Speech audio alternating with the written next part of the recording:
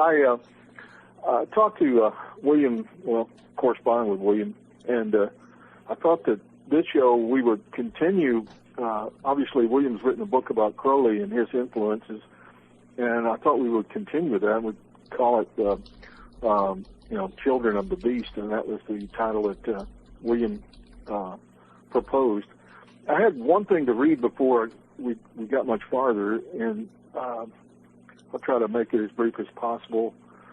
It's from a book called, from John Simmons, called Medusa's Head. It says Crowley's involvement in espionage on both sides of the First and Second World Wars. He worked for both U.S. and British intelligence, writing deliberately absurd, counterproductive German propaganda during the First, is well known and presumably well documented. Nevertheless, it's extremely difficult to find any author anywhere who will admit to Crowley's involvement with Hitler, despite the fact that Crowley himself confessed, or more accurately bragged about it, to his associates.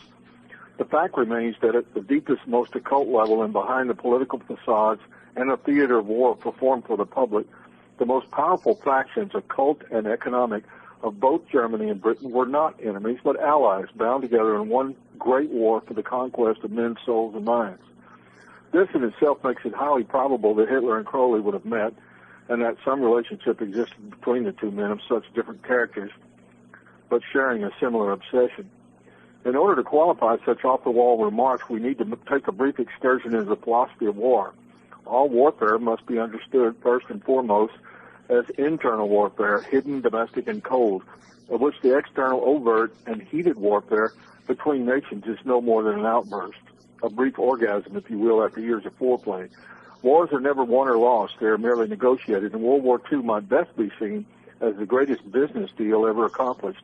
As a battle between good and evil, or justice against crime, it was but one more in a long series of hollow dramas engineered expressly for the hoodwinking of the masses.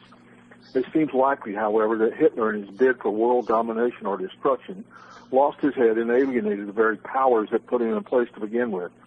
He became an unmanageable element, if not an actual embarrassment, and so had to be removed.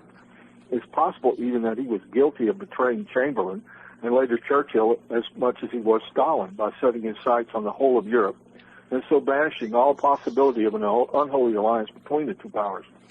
Ideologically, they were perfectly compatible, however, and the same might be said of the U.S., which also only entered the fray when it became completely unavoidable.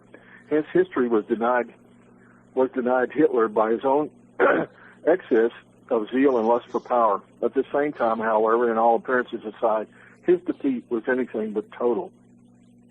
In truth, Nazism was as much a global phenomenon as Christianity was 2,000 years before, and there was little likelihood that a minor setback such as the collapse of the Third Reich would quench the raging ideological pseudo-religious thirst and fervor of such a movement. There seems no reason to doubt that directly or indirectly Crowley was responsible, at least partially, for feeding Hitler's dark fantasies and lustful ambitions as a black messiah and scion of darkness.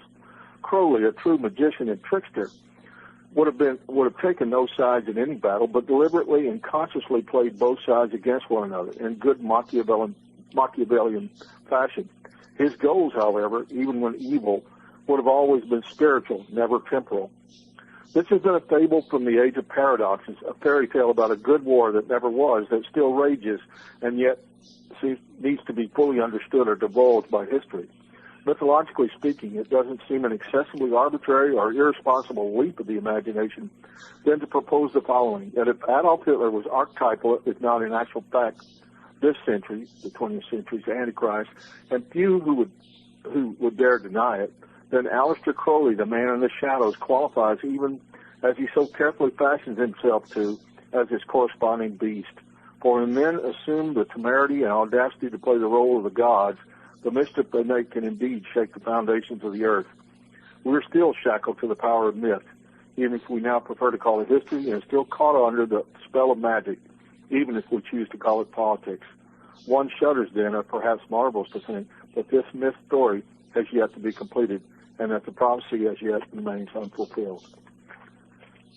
Sorry, that was a little wordy, but I thought it was very worthwhile to talk about it.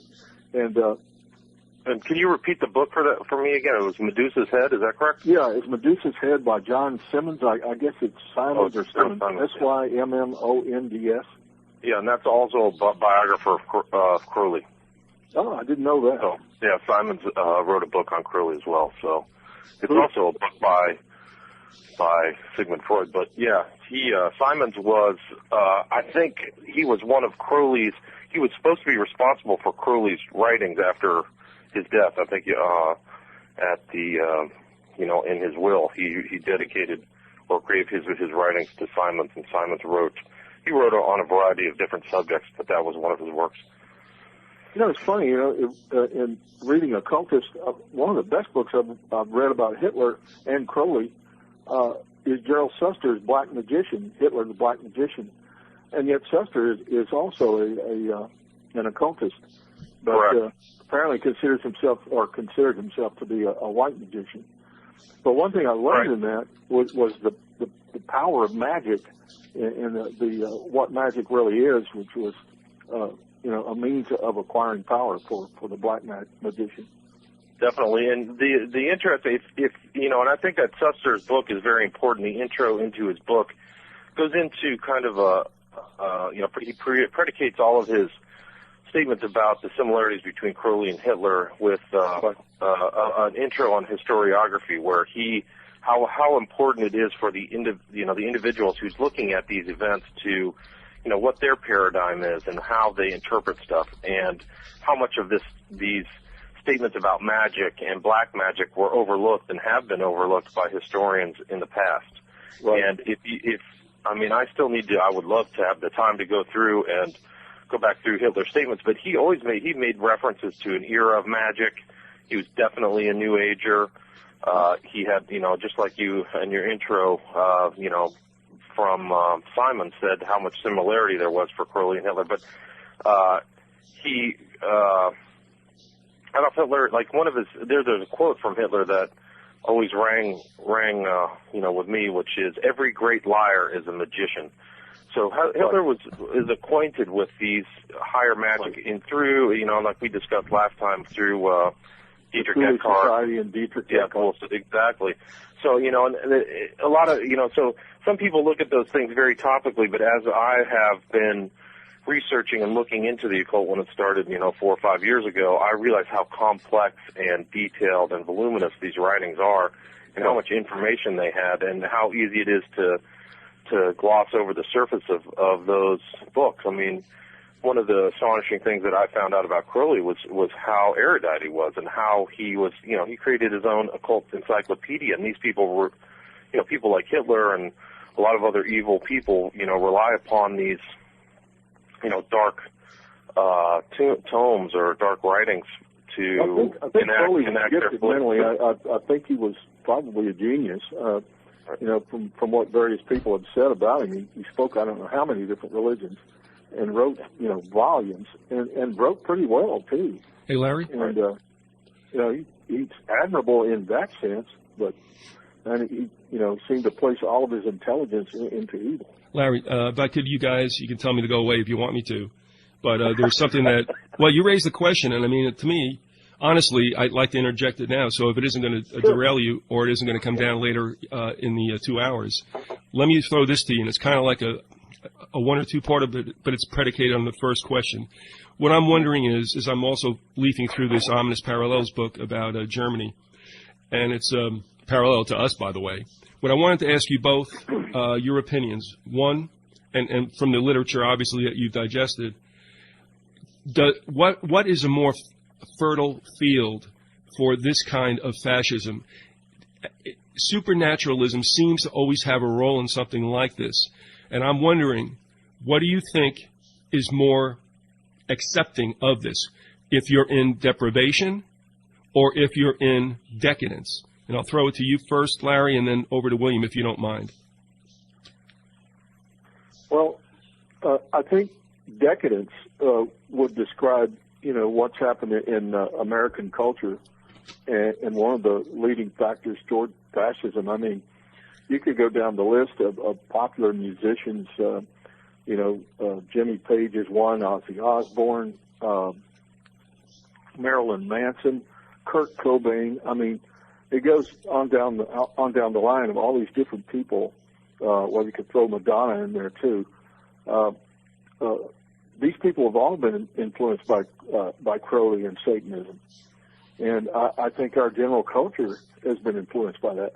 If you look at the names of a lot of or the music and the lyrics of a lot of popular groups, it's like a culture of death.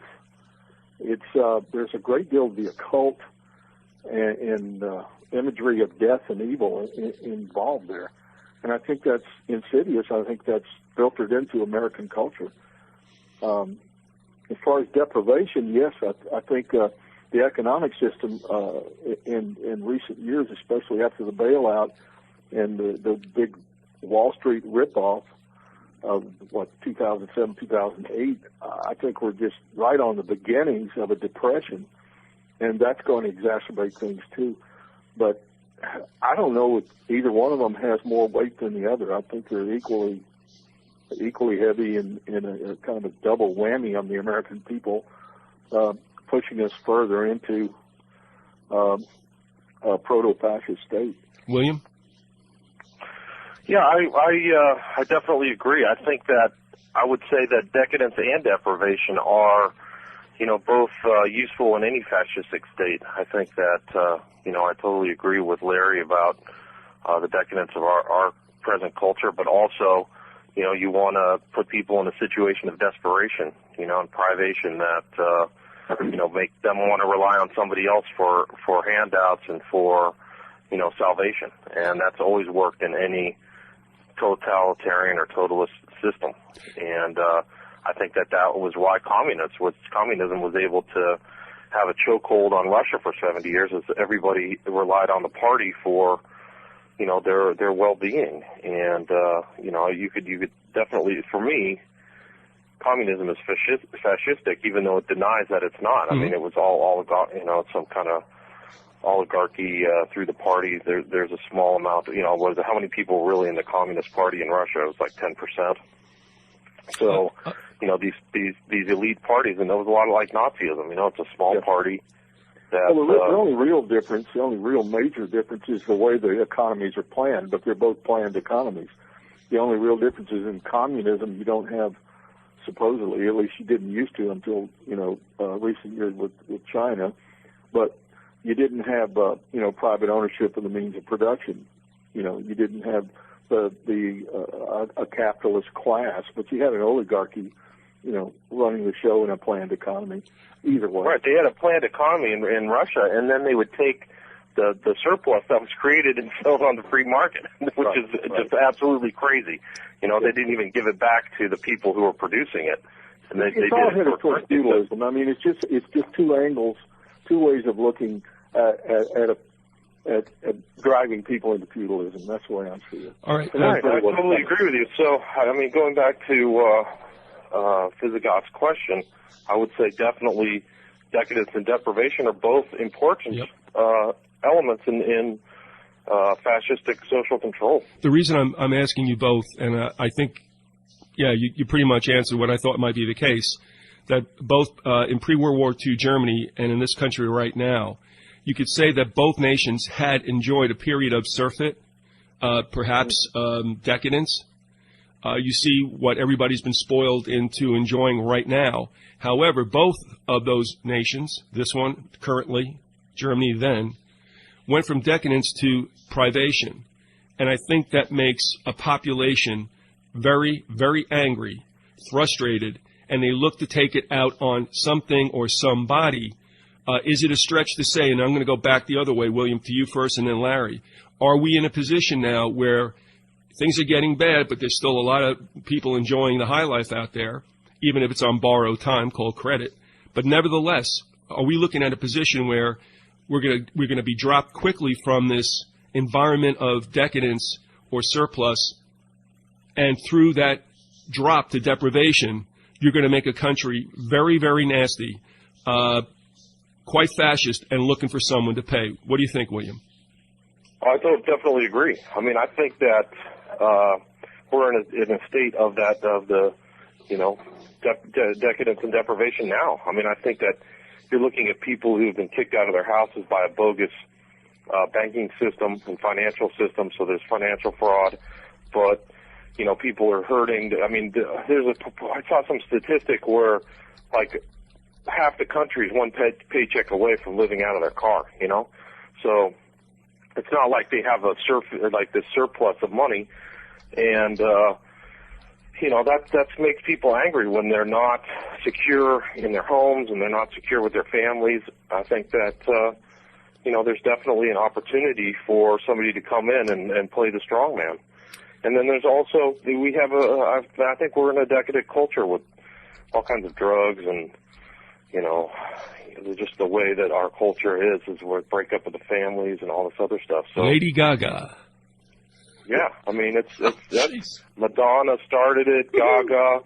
Look at our public culture. I mean, it's pretty crazy. And there's also, you know, a lot of these people are involved in magic. Frankly, Lady Gaga's a witch. I mean, I don't even think it's arguable. I just read some article the other day. She was in a high-class hotel, and one of the maids came in and found all this blood in her bathroom, and that was publicly said all around the world. And they were like, "What is this all about?" And you know, these witches use blood in rituals, and you know, all of her stuff. Like she had some very intense, deep, occult things. I think she showed up at the Grammys last year inside a green egg, and she said she was inside that egg for 72 hours. Well, the green egg is a symbol of Horus, who's, you know, we go back to Crowley. Horus is a representative of this new age, representative of Satan, the hawk-eyed god.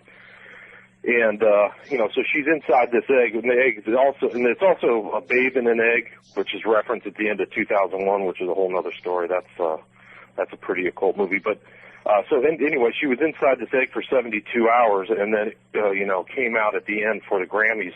And 72 is a very important number in the real high occult. And it's not like the simpleton, you know, generalist occult where 666 is very well known. But in the high occult, 72 are the 72 demons who are the servitors of Satan and supposedly run the world. And that goes back to Crowley and his, one of his workings that he did at Boleskine Manor was to, you know, put these 72, and then there's these 72 devils to work.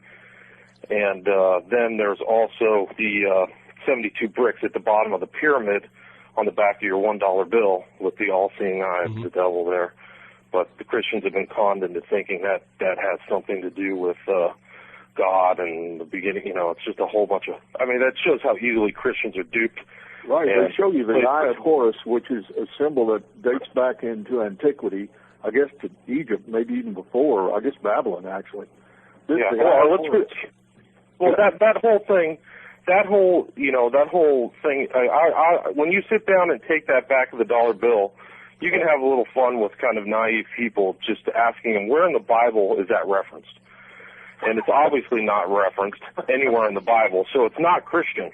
It has nothing to do with Scripture. Very cold, very evil. Well, but the kicker is that some of those people actually think like it has something to do with our government. And I mean, that goes back to like comments stated by Blavatsky, where she talked about the power of symbols and different meanings. And anyway, 72. I got off on a long track. Gaga, 72. 72 hours in that egg. She's a witch. She's a total witch. You look at Madonna, I mean, she's her Lady Gaga's predecessor. Unfortunately, she's going to be doing the, quote, entertainment at the Super Bowl this year. But anyway, Madonna was heavily involved with the Kabbalah, which is nothing more than the old occultism, that came out of Judaism, which is, just another form of Satanism. Very evil. Very evil. And that was Crowley's, one of the main things that he had his students study was the Kabbalah and the numerology and all that other stuff. And this woman, publicly gets up and says, yes, I'm into the Kabbalah. Hey, isn't it great? And I've seen some videos where she was some very strange symbolism involved in this dance that she was doing, and they were quoting Revelation. She was quoting Revelations in this video. as very satanic. And I'm looking at that going, hey, maybe you people ought to, take a shot at reading the Bible every once in a while, and you might get an idea of where the origin of this thing is. Larry, what I want to, all right, now I want to ask you, just to restate the question, to be fair to you, would you agree, at least in the United States, right now, are we seeing something of a pattern that was originally started in the Weimar Republic, and that is, and we all think of the movie Cabaret as we're talking about this, I think, and that is we're going to leave decadence and maybe plunge into some kind of deprivation, which would obviously light a fire under people and to play on their anger and to direct it perhaps outwardly. Oh yeah, I definitely think that. In fact, the Nazis during the 1920s, during the Weimar Republic, in the late 20s, Hitler was just about to hang it up. I mean, he was getting nowhere. At one election he gained quite a few seats, and then he got his butt kicked in the next election. The Nazi Party did, and he was about to hang it up. And they were praying for something to come along that would put him over the top. Well, in 1929, with the Wall Street crash, the Great Depression, of course, from the late 20s into the 30s, that drove tons of people into the Nazi camp. Because I remember hearing one guy in an interview say he was a working man, in the Weimar Republic, Nazi Germany. He said, I would have voted for the devil himself if he had promised me a job. Well, in effect, he did. At least a representative. We're at the bottom of the hour, and as I promised, maybe we'll do a little business and give the number out again. But Larry, as all of you know, has been working on a series that is now in its 23rd part, covering almost a year, and No End in Sight. You're familiar with Larry without a doubt, and many of you are familiar with William Ramsey. He's been on a number of shows. He's been here often. He's back with us today after having been on the last one we did with Larry in that part 22. But also want to throw it over to William because, William, you've got the book Prophet of Evil written. You've also made it available in other forms. You had the pure DVD, Cult Hollywood, and you're working on something else, I believe. You just want to share with us what's going on right now? Well, I just got a whole bunch of different projects. I've got 2 documentaries. I'm just kind of putting the last bits on. One is Occult Obama, and the other one is... I think I've just titled it The Triumph of Evil, George W. Bush. And I think the people will find them both very interesting. The Cold Obama has Obama referencing 72, just like the numbers I was talking about earlier. And, you can tell, I'll prove through his own, words that he's spoken that he is a high occultist and very much has been initiated. He's definitely a high initiate. And, I'm still working on my next book, which is Children of the Beast, compiling information, which is going to detail a lot of the followers of Crowley and people who are influenced by Crowley. And I will, lay out some good pictures and evidence about, all these individuals who, saw Crowley as their kind of guiding light, their hero, unfortunately.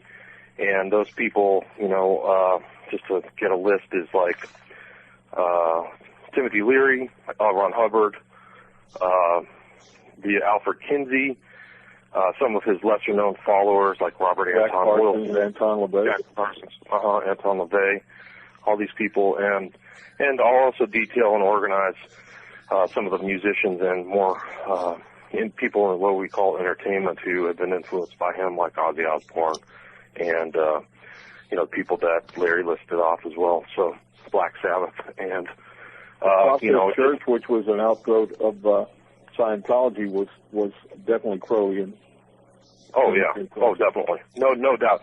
It's interesting. Like you had mentioned Kurt Cobain earlier in the conversation, Larry, and I was just listening to one of his songs. His last album, he had kind of an apologia, and he called it All Apologies. It was essentially kind of an interesting song that he wrote, but he showed or indicated that he was acquainted with magic when he writes in there, it's about him and his life, and as he got married, he says he's married and buried, but he says, in one of his lines, I can't figure out the last one, but he says sunburn, freezer burn. So he talks about duality, which is really a very important principle in magic. Is the opposites, fire and ice. So he's referencing it straight up. He says sunburn, freezer burn, choking on the ashes. And it either says enemy or runaway. I can't figure it out. But if he says runaway, that means that he's really deep into Satanism. And I can't figure it out. I've looked at some of the... he was obsessed with Anton LaVey. In fact, he invited Anton LaVey, who was also a musician. He invited Anton LaVey to play on the Nevermind album. He wanted him to play cello. Really? Yeah. And Cobain, this was in an article in Mojo magazine back in September '99, I believe. And it said that Cobain's involvement in witchcraft and Satanism is a fitting explanation as to the source of his inspiration and the uncanny ability he had for coming up with alluring and seductive hooks that so frantically enticed Nirvana's fans.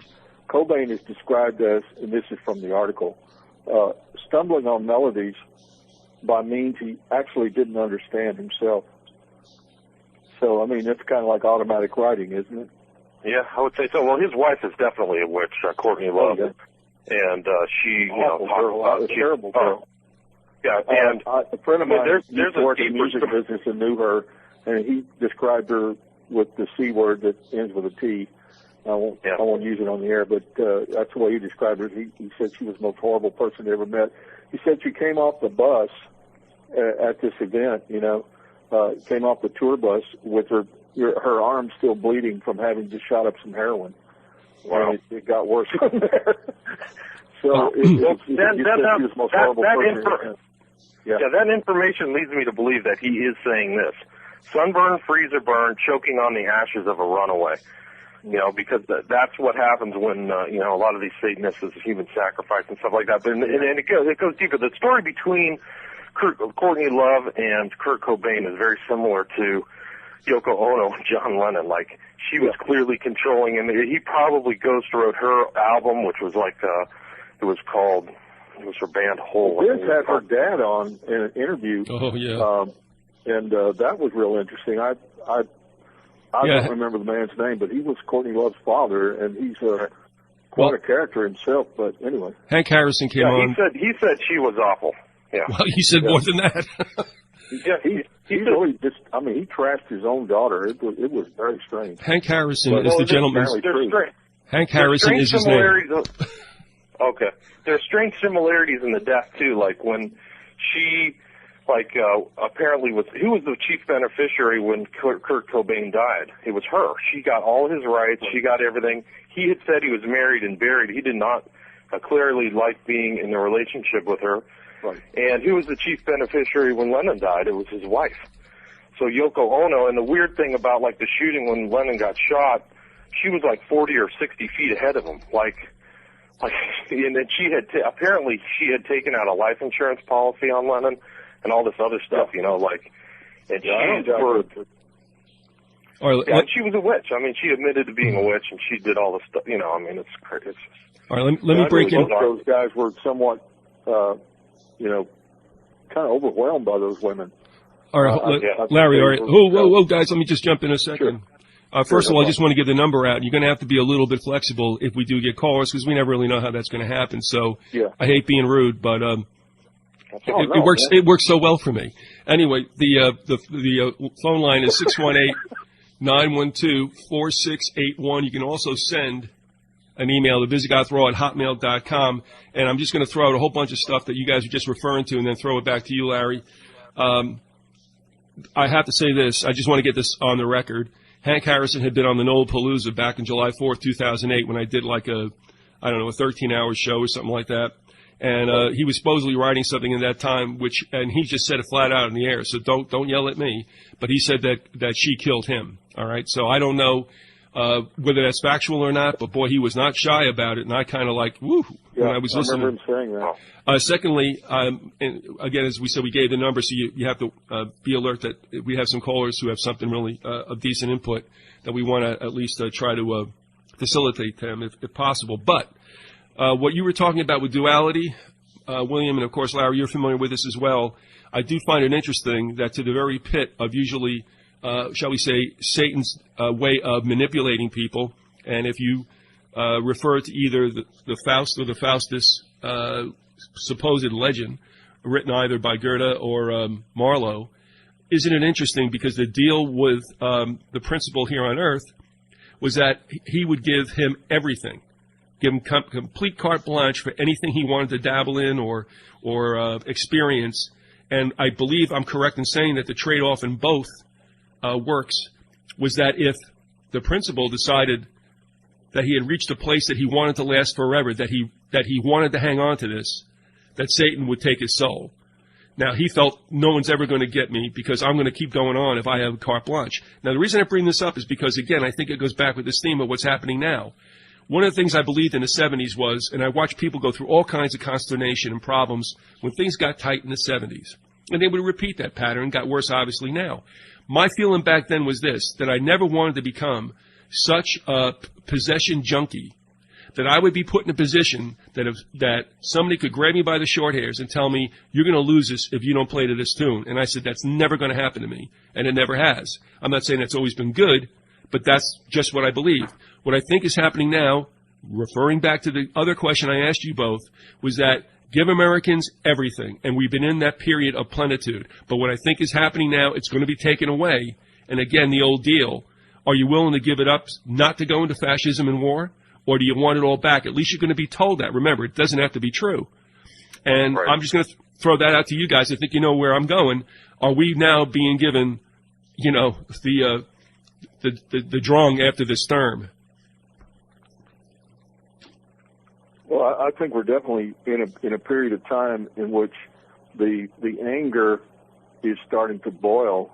I mean, you can look at the Tea Party on the right, and you can look at the Occupy Wall Street thing on the left. I hate to even really call them right and left because, you know, all that gets kind of jumbled up and hard to define. But in America, we have our own version of, you know, the brown shirts, I believe, in the Tea Party. And I'm not saying that everybody in the Tea Party is consciously following any kind of Nazi principles, but they're kind of stumbling into that. The whole idea behind it seems to me that they are going to eventually become the mainstream of the Republican Party. And probably at some point they may take over the government altogether, and which will mean a considerably different form of government than we have now in some sense. Also, on the Occupy Wall Street, I expect that these people on the left, I mean, as far as the Tea Party, the Koch brothers, the Koch brothers, whatever the heck they are, anyway, they are the nephews of people who ran concentration camps in Nazi Germany. I've talked about that earlier on the show. Goes back to their roots go back to Nazi Germany. Their father worked in Nazi Germany. These two people are extremely wealthy industrialists who are financing a very far right party in this country, which I think eventually will show its true colors as being an American fascist party.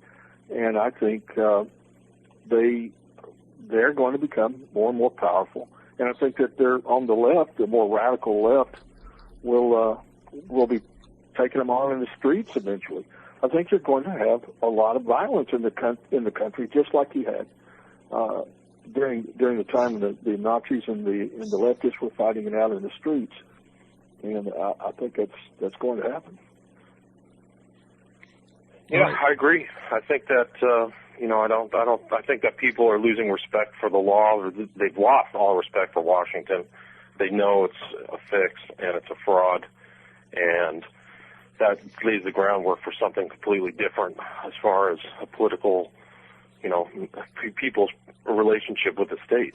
And people want authentic change, not Obama change. So, I tend to totally agree with Larry. You guys had talked about the part of magic these rulers.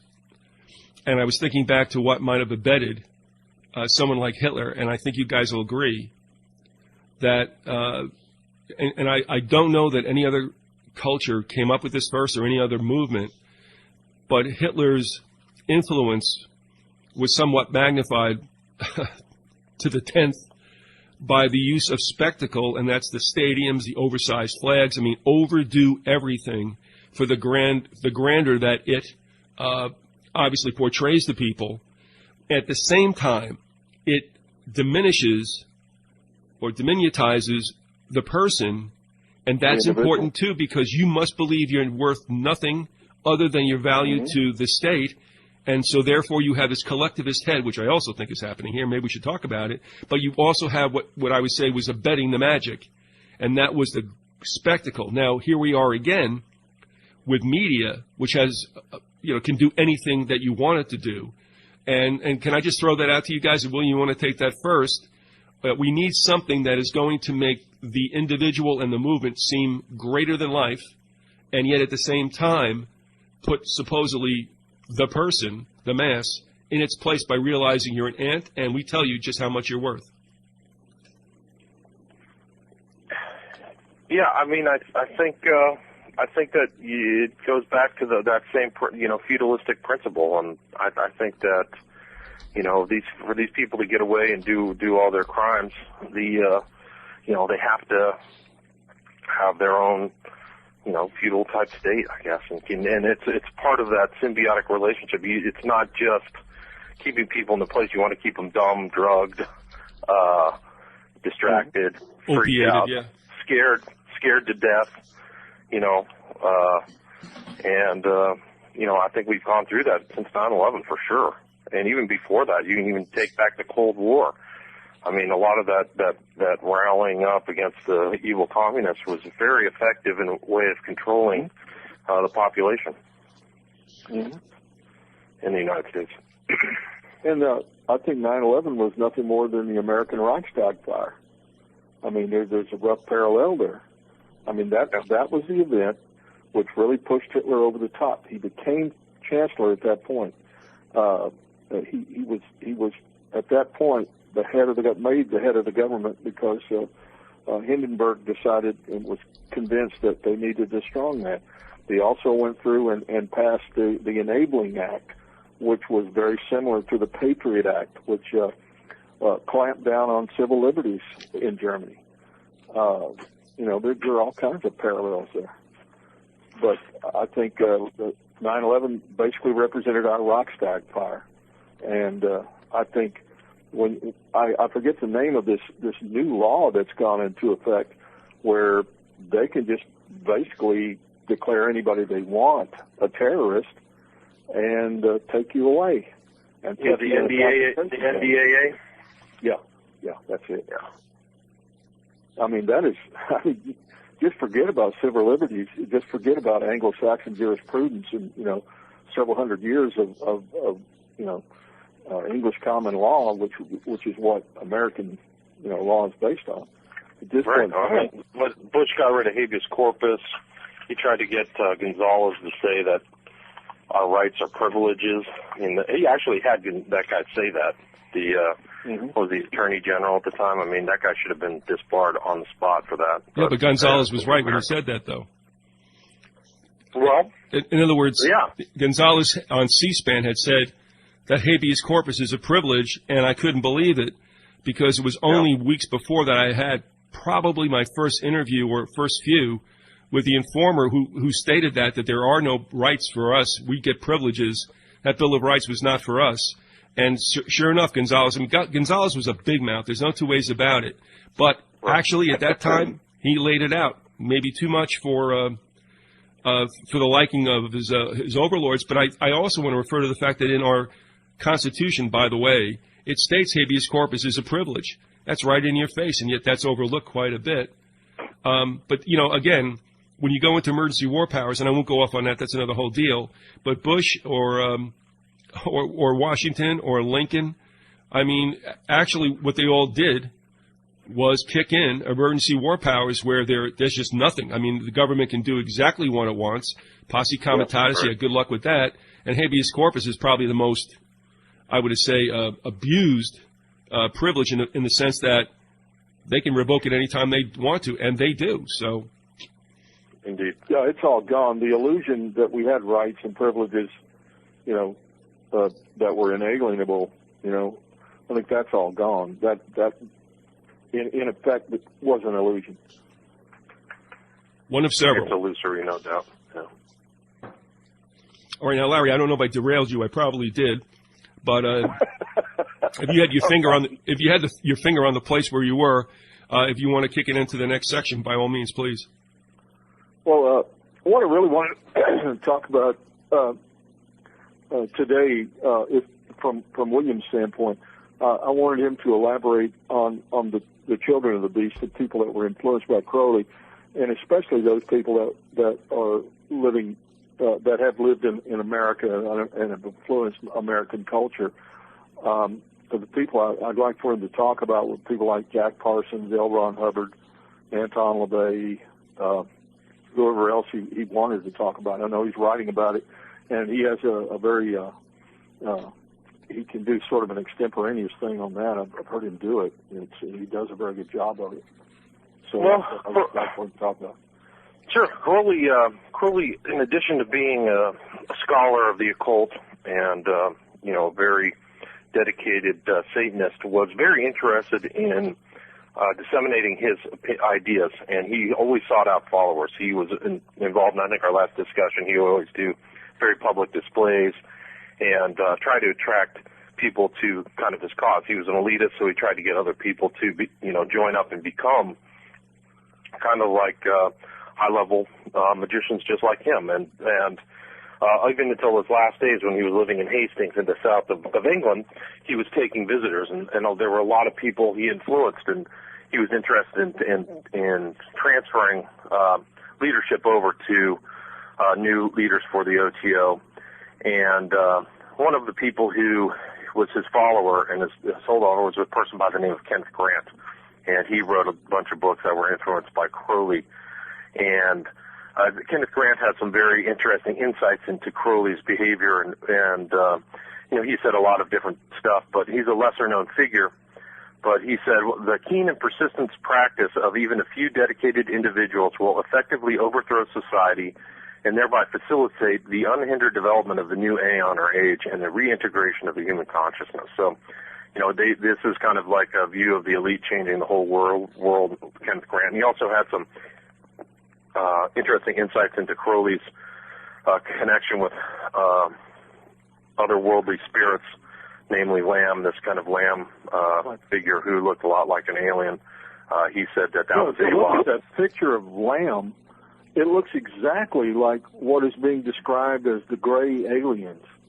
I mean, right. It's like exactly, which leads me to believe even more strongly that this whole thing with extraterrestrials is all about the demonic.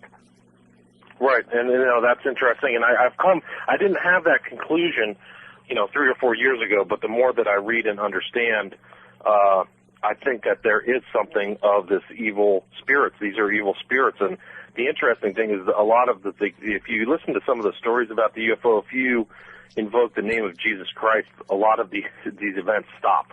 And and it's so. I've now kind of come to the conclusion that that's just one. And Grant said as much. He said that being Lamb is a title. Lamb means the way, so it's like it's not a name like a proper name. So it's a honorific titular statement about this entity, and Crowley is saying that that's his master. So essentially, Lamb is one of the forms that Satan takes, essentially, according to Grant. And he also says Awas, which is the name of this entity that gave Crowley the Book of the Law in 1904. Right. Grant also says that Awas means the Lord of the Air. And for all Christians who, are familiar with the reference one of Satan's properties, right, is that. So, so it's interesting that even these Satanists, if you read it, their views of their master conform to the cosmology contained within Scripture. So Awas is the Lord of the air, and kind of thing. He goes on. It says Awas is Lucifer, and he promises us freedom. So Anger's kind of continuing that. That was Kenneth Anger, who's another follower of Crowley. Sorry, I thought that was a Grant statement. Anyway, so Kenneth Grant is definitely one of the important followers of Crowley as far as a scholar and somebody who kind of kept his writing alive. Another was Jack Parsons, who was a founder of Aerojet, and he was involved in the creation of the jet propulsion at JPL in Pasadena. Right. Out of Caltech, right? Correct. And he was an associate of a lot of very important people in, the space program. And he was essentially Crowley's top guy out in California in the OTO at the Agape Lodge. And Parsons was an associate of L. Ron Hubbard, who was another follower of Crowley, who started Scientology, I think, on the day that Crowley died in 47. Did Parsons recommend Hubbard to Crowley? I believe I read a thing where he wrote a letter to Crowley telling what nice qualities he had, as far as L. Ron Hubbard I'm talking about. No, this is true. So Crowley, Hubbard is directly referenced in writings between Parsons and Crowley, and Crowley. So, it's an evidentiary, statement of how important Hubbard was. And Hubbard was essentially the kind of scryer to Parsons' magical workings. And he was also an associate and took part in those. And that was according to Parsons back in the late 40s, early 50s. So Hubbard's connection to the Agape Lodge is really without question. And you can read a really good book on that. It's available online. It's called A Piece of Blue Sky by John Atack. I think it's A-T-A-C-K. And it references all that stuff and where Hubbard, referenced so much stuff about the occult in his creation of his Church of Scientology. And Church of Scientology has the Golden Dawn kind of perversion of a Christian cross on all the rooftops of their buildings all throughout the United States, whether it's in Los Angeles, California, or actually your neck of the woods, Viz, good old Tampa, Florida, Clearwater, Florida. Yeah, and Clearwater, yep. You see so you see these occult references are there, and it's people don't understand the symbolism, but they should. And if they see that, then hopefully they'll stay away from Scientology. It's a totally evil organization. Yeah, and Scientology led to the Process Church of the Final Judgment, and they even have swastikas in their symbolism. I know that Anton LaVey was a Crowley enthusiast, and Kenneth Anger also. Right. You'd like to elaborate on those two guys? Sure. Well, it's an interesting aside. Kenneth Anger was an associate of another person who was interested in Crowley, Alfred Kinsey. Mm-hmm. Alfred Kinsey was the famed sexologist who's been pretty much totally debunked, and that he was a complete fraud. But he also, he was a person who skewed all of his science into scientism or whatever. It's not really, it's not objectively credible.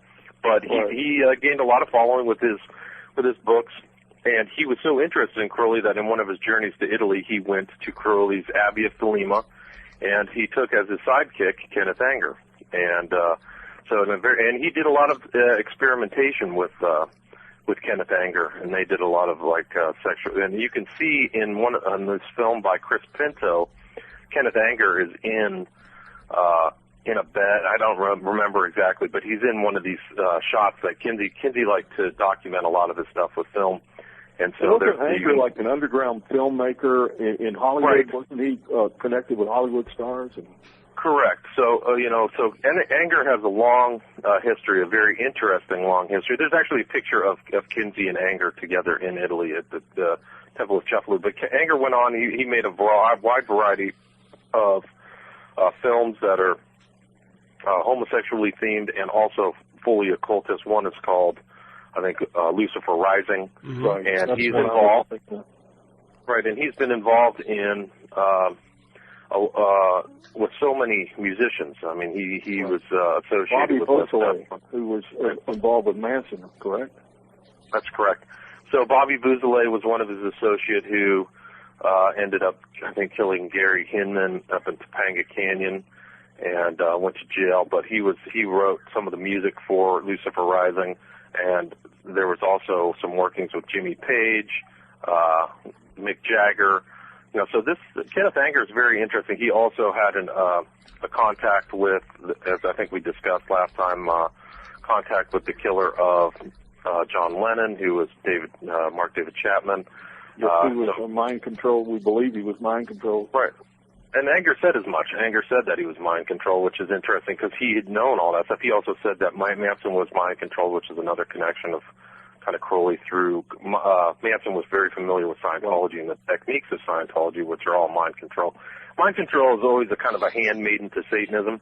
Wherever you see mind control, and ritual abuse and murder of children too seems to be something associated with it. Well, I guess my point is that, you know, just to if you see mind control, you have to have an evil will to kind of inflict that upon other people. So typically, if you see like mind control techniques, you probably will find an occultist somewhere around there. And it also bleeds over and is associated with intelligence agencies.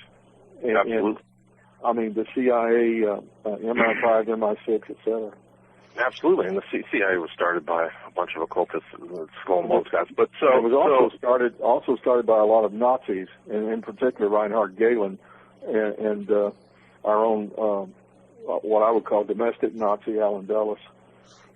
Guys, we're going to come up on the top of the hour, so we're going to take a break. But before we do, I'd just like to add this, and we'll end the first hour on this note. We'll take a break of about 6 minutes, and then we'll be back for round two with William Ramsey and Larry the Contractor guy. This is from Peikoff's Ominous Parallels. This is somewhat questioning and yet prophetic in the same sense. He writes to close one of his chapters entitled The Ethics of Evil. Twice in our century, Germany fought to rule and impose its culture on the rest of the world. It lost both wars. But on a deeper level, it is achieving its goal nevertheless. It is on the verge of winning the philosophical war against the West, with everything this implies.